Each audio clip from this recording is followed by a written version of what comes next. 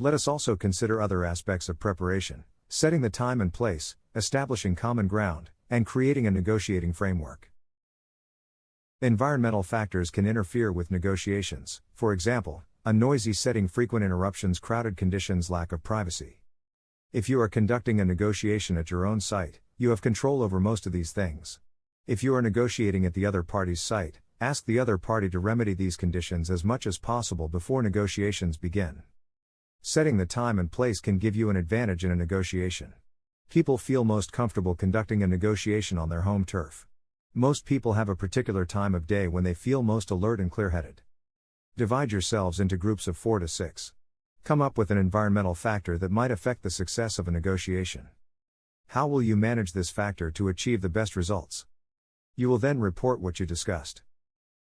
Establishing common ground is a positive way to define the subject of a negotiation. Once the two parties establish what they agree on, they will have a clearer idea of where they disagree. The two parties can also use their shared interests to guide the negotiation. Establishing common ground is important in the context of negotiation because it helps to build trust and create a sense of shared purpose between the parties involved.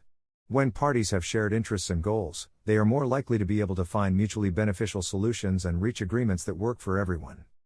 Establishing common ground can also help to reduce tension and conflict, as it allows the parties to see that they have something in common and can work together towards a common goal.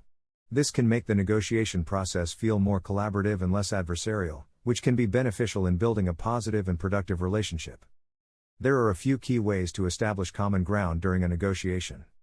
Identify shared interests and goals. Look for areas where your interests overlap with those of the other party. For example, if you are negotiating with a business partner, you may both want to increase profits and grow the business.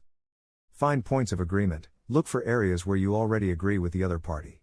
This can help to build trust and establish a foundation for the negotiation. Seek to understand the other party's perspective. Try to see things from the other party's point of view, and listen carefully to their concerns and needs. This can help you find common ground and build a more positive relationship. Overall, establishing common ground is an important step in the negotiation process, as it helps to build trust, reduce tension, and create a sense of shared purpose. Activity: brainstorm reasons why it can be a good idea to begin a negotiation by establishing common ground. Point out that sometimes the parties in a negotiation can use shared interests to guide the bargaining process. For each of the scenarios below, share with the group, what shared interests might the two parties have? How can their shared interests guide the negotiation? Let's say that this is the scenario: representatives of management and a labor union are negotiating a new contract. What shared interests might the two parties have? How can their shared interests guide the negotiation? We all see the world from our unique perspective, our own frame of reference.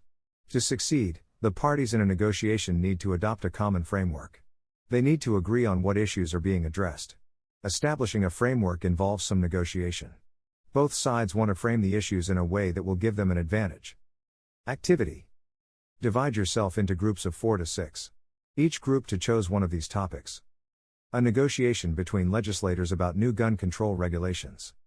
A negotiation between legislators about extending the life of patents on drugs. A negotiation between school board members about requiring students to wear uniforms. A negotiation between a husband and wife about buying a new high-definition TV. Think about how each side might want to frame the negotiation. Each group will report on its discussion.